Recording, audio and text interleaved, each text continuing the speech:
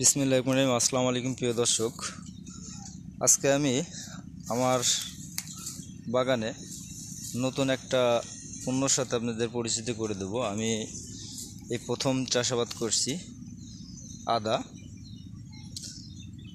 দেখতে পাচ্ছেন অলরেডি গাছ অনেক সুন্দর হয়েছে। জানি না ফলন কতটুকু হবে। আমার জীবনের প্রথম ফার্স্ট বস্তাতে রোপণ করছি। আশা করতেছি ভালো হবে। এখানে আমার 105 বস্তা আছে। আমি আপনাদের দেখাবো। আসলে আমি প্রতি